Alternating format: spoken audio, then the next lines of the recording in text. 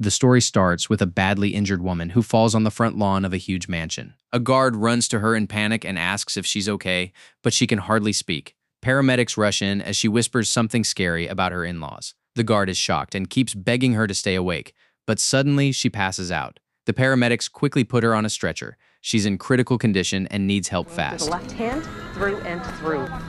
Pulse. I don't have a pressure. No pupil response. Let's check a pulse. Inside the ambulance, they check her body in a rush. Then they realize something is very wrong. She has no pulse. Her heart has stopped. They quickly use a defibrillator, trying to restart her heart, while the hospital is told she's coming in with gunshot wounds. The doctors keep doing chest compressions, but her heart won't respond until finally, after one more shock, it starts beating again. Grace wakes up in St. John's Hospital in Connecticut, handcuffed to the bed. Detective Bassett leans in and tells her she is suspected of starting a fire and killing 2 people. 2 bodies were found in a burned house, and her clothes were covered in someone else's blood. Grace's response? She calmly asks for a cigarette? Not the answer the detective expected, but then a visitor walks in and changes everything. Her estranged sister Faith arrives as Grace's emergency contact, and she wastes zero time making things awkward. She coldly clarifies that yes, they're biologically sisters, but no, they are definitely not family. Detective Bassett steps out to give them space, and Faith immediately demands to know what on earth happened out there in Connecticut. Faith takes a moment to brag about her amazing life in Chelsea, boyfriend Derek, everything she built herself, no rich husband required. Thank you very much. Grace asks why Faith never said anything. When she spotted her at Whole Foods, Faith calls Grace a negative person and turns to walk out. Faith, wait. After the wedding, Alex tells me I have to pull a card, play whatever game it says, some kind of initiation ritual, which I thought was weird. But wanted them to like me because they were going to be my new family. And the moment she did, the room went dead silent. Because that's the bad card. The really, really bad card, the family believed they were now required to sacrifice her to the devil. But they gave Grace a chance, hide until dawn, and you win. So the entire Leomoth family hunted her through the mansion. Grace got shot through the hand, a butler beat her, and then her own husband stabbed her in cold blood. But Grace, she survived until dawn. She actually won the game. Faith stares at her and asks, So, did they drop dead? No, they blew up.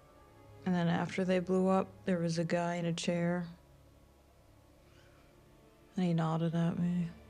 Faith is stunned and thoroughly convinced Grace is heading straight to jail. But the story cuts away to a completely different world. A powerful man named Mr. Danforth receives some important news. A woman named Pernella tells him the Ladumoth family is gone. Danforth's face drops. He urgently tells Pernella to find his children immediately, and she agrees to inform the others right away. Meanwhile, on a film set somewhere, an actress is struggling to read her bizarre script lines out loud, cursing whoever wrote the dialogue, and deciding she'll just wing it. Which, honestly, fair enough. But then total chaos breaks out. People screaming, chasing each other, someone demanding their knife back. Things spiral fast. Then a group erupts in excitement because someone announces, This is our chance! The band be praised! Word has spread that the Ladumas bride actually survived the ritual.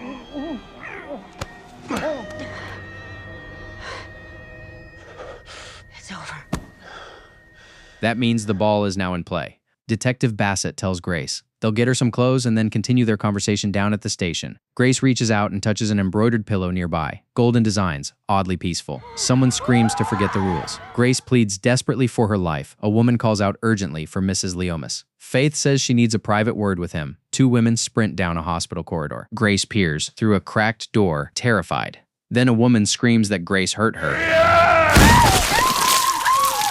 Faith grabs Grace and tells her she's okay, but warns her there could be more people coming. Grace needs out of those handcuffs. Now, Faith insists they disappear before anyone finds them. Grace rips her hospital gown, ready to fight. Faith tells her there's no time to play dress-up. And just like that, they bolt down the hallway together, hand in hand. Across town at a wedding, a groom tells his bride they'd both survive this.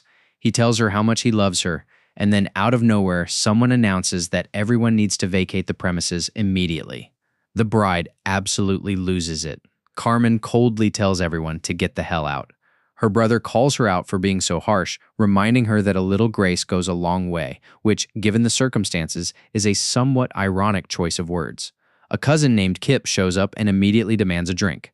Carmen tells her brother not to start anything today. A woman whispers softly that it had to be done, telling him he looks just like his father when he's sad. Carmen orders everyone to pack up and go. Someone asks when the council last met in person. Turns out it was October 1963, a very, very long time ago. Black SUVs pull up to a guarded estate gate. Mr. Danforth says it plainly. It has officially begun. Guests Ignacio and Felipe warmly greet Senora Danforth, though Francesca is notably missing from the gathering. Ursula introduces herself and her son Titus to everyone. Titus, for his part, only cares about the Wi-Fi password. Classic. More council members arrive. Martina asks how all this works, and the lawyer promises to explain once everyone settles in. Then the guest of honor finally arrives at the lodge. Ursula Danforth warmly welcomes Grace to their home. Someone immediately takes a selfie with her. Then Ursula drops the news. Their father Chester has passed away. The twins announce they'll both take his seat now, which immediately triggers accusations that the Danforths are cheating. Ursula tells Grace she's here for a very specific reason. The lawyer steps in and explains everything. Grace triggered a rare clause buried deep in their bylaws. Surviving the Leomis game opened the powerful high seat. Chester Danforth had held that seat, the seat of ultimate power, and now Grace has earned her shot at it. The remaining council families will compete for control, and then the entire room chants Hail Satan in what can only be described as a deeply uncomfortable group celebration. Throat clearing optional, Grace asks for a cigarette. Can I have a cigarette? No. Ursula questions why Grace never told anyone Faith existed. Grace says she doesn't want their stupid powerful chair. The lawyer explains the high seat controls literally everything. Grace asks if she just pulls another card this time. They tell her no. She has to play hide and seek again. Grace screams no. Danforth calmly explains that the council members will hunt her, and whoever kills her wins the seat. One overly enthusiastic member shouts, Hail Satan. with genuinely unsettling excitement. Danforth announces the winner gets crowned in the Black Temple. Grace says she refuses to play, so Danforth coldly orders Prunella to kill Faith immediately. Grace screams at them not to touch her sister. Faith panics and tells them she barely even knows Grace anymore. Their relationship is, as she puts it, complicated. 7 years of complicated, to be precise. And then right on cue, a woman named Francesca storms into the room. She's Alex's furious ex-fiancée, and she wants her stolen ring back. Grace tells her she threw it before Alex exploded.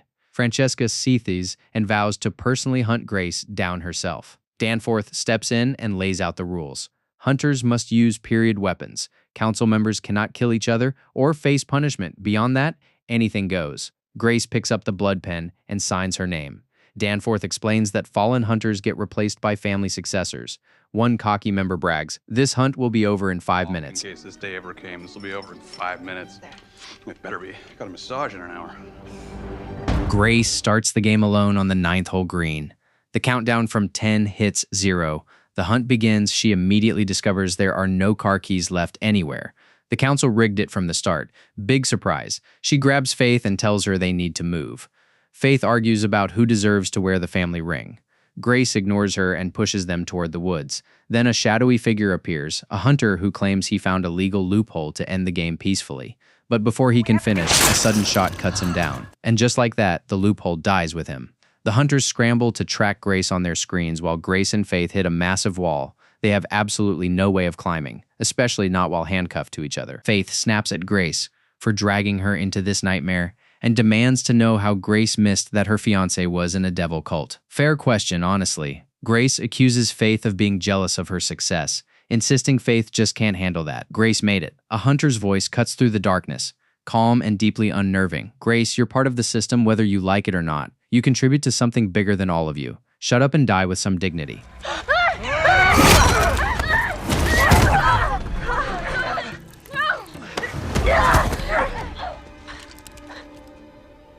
Grace and Faith sprint away into the night. Carmen grabs Titus and tells him to stop making critical mistakes. Winning back that seat is the only thing that matters. Grace spots a building and suggests finding a phone inside. Faith calls Grace too reckless to survive. Another hunter fires a wild shot across the grounds.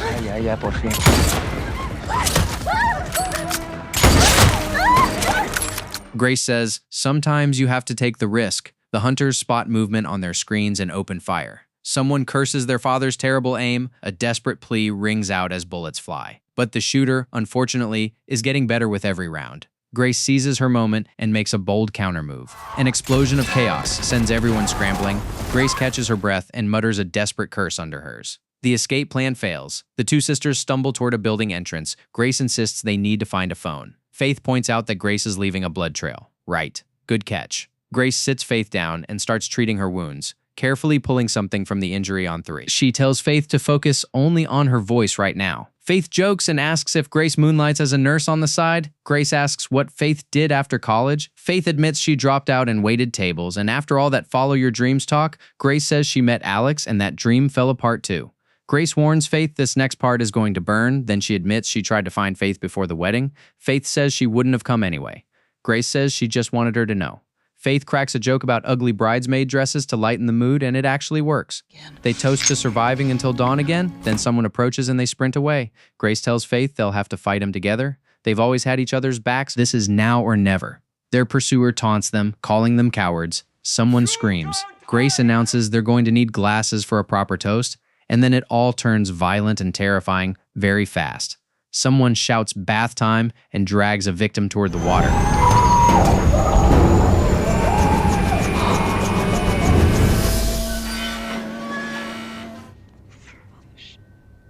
Grace frantically searches a body for a phone, and then something absolutely horrifying makes them both scream at the same time. Elsewhere, someone begs for help during a separate struggle. Their companion refuses, saying they'll just get in the way. Eventually, the fight ends, and someone says quietly he's gone.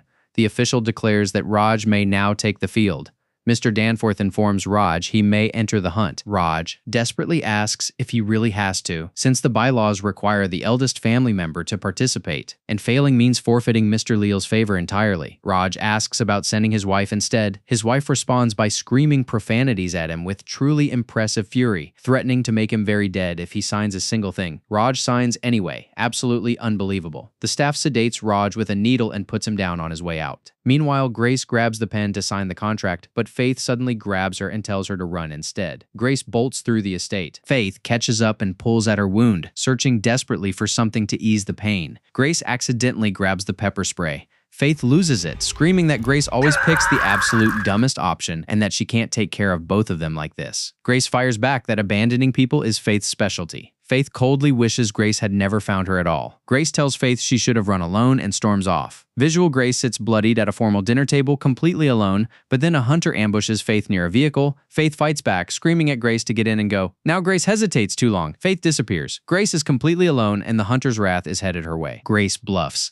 telling the hunter that Faith already called the cops. The hunter laughs and says they own the cops. Grace runs into the darkness as threats echo behind her. The hunter taunts that all she accomplished was slowing her sister down until Grace gets dragged screaming back into the mansion, fighting with everything she has. She lands inside the main hall and declares defiantly that the house always wins against outsiders. Her hands tremble as she touches the ruins of her wedding dress, whispering that Alex actually made her happy once. Francesca appears and declares she's going to kill Grace, now accusing her of stealing Alex and changing him forever. Grace fires back that Alex never loved Francesca. Francesca screams in absolute rage as the struggle intensifies, until someone intervenes telling Francesca to stop swinging so wildly. Then Titus arrives, shouting that he's killing this girl regardless of what anyone else wants. Another voice cuts in. No time for that. Use Faith as leverage instead. Titus calls out into the darkness. He has Faith. Grace has 10 minutes to return to the lobby, or he starts getting creative with the cruelty. Faith begs Grace to leave her behind. Titus promises worse things once Faith is gone. Visual Grace sneaks alone through the dark estate. She slips through a loading dock door. She studies a security map pinned to a bulletin board. Francesca spots Grace returning and screams for round 2, taunting her to say hello to Alex on the way down. Grace fights through it, screaming for Faith, demanding to know where her sister is. She corners someone and grabs them, refusing to accept "I don't know" as an answer. Visual Grace approaches the Grand Lodge building at night, looking like someone who has absolutely had enough. Titus has Faith trapped behind thick glass, gun to her head, counting down from 3. Grace screams that she'll come out and surrender herself. Faith begs her not to sacrifice her soul for this, insisting the loophole means marriage saves them both completely. But dawn is coming, and there's no time left to free Faith before it arrives. Grace accepts the marriage proposal to save her sister. Faith screams in protest. Grace demands assurances they won't both be killed the moment the ceremony ends. She forces Titus to swear on Mr. Label's name. He vows no harm will come to either sister. Faith breaks down completely as Grace whispers, "I'm sorry." Titus orders preparations for the coronation ceremony. Grace sits alone in a lavish bedroom, looking completely defeated. Faith waits in a dark study, hands clutched together. Grace stares into a mirror, a wound across her cheek, a hollow look in her eyes. Then Francesca arrives, proposing a toast between new family members. She tells Grace she never wanted to hurt her personally. But then her tone shifts, she leans in and confesses something urgent. Her brother Titus terrifies her now. She spent her whole life looking for something good in him and found absolutely nothing. She begs Grace to help her control him together, promising they could do real good with that kind of power. Unlike the Danforths, Grace still has hope. Grace replies flatly, "They already took that." Francesca tries to lighten things up. Grace says firmly they are not friends. Titus, who was apparently listening, snaps and accuses Francesca of wanting the power for herself. He screams at her while forcing Grace to watch, declaring he refuses to be controlled by anyone ever. And the rules, they say nothing about killing family. He dares Francesca to try keeping him in line, then turns to Grace with a cold, quiet smile. "I'll see you at the altar." The day of the ceremony arrives. Grace steels herself, face pale beneath the dim light. She stands in the ceremonial hall, wearing a dark veil and an ornate black headdress, surrounded by candles, looking like a dark queen walking into a fate she didn't choose. Robed figures gather around her. Grace whispers to Faith that she has to go through with it. There's no other way out. The satanic chant begins, echoing through the chamber, calling forth blessings in Satan's name upon the gathering. The congregation shouts, "Hail Satan!" In unison. Titus declares their cup runneth over. Grace walks slowly to the altar. Mr. Danforth asks for her hand in marriage, binding their vows by the unholy power of Satan. Titus eagerly accepts. Then Danforth turns to Grace with the same question. Grace forces herself to whisper a quiet, reluctant, "I do." Danforth seals what hell has forged, pronouncing them man and wife before the satanic congregation. Titus receives the high council seat. The crowd erupts chanting, "Hail Satan," all around him, and then something completely unexpected disrupts the whole dark celebration.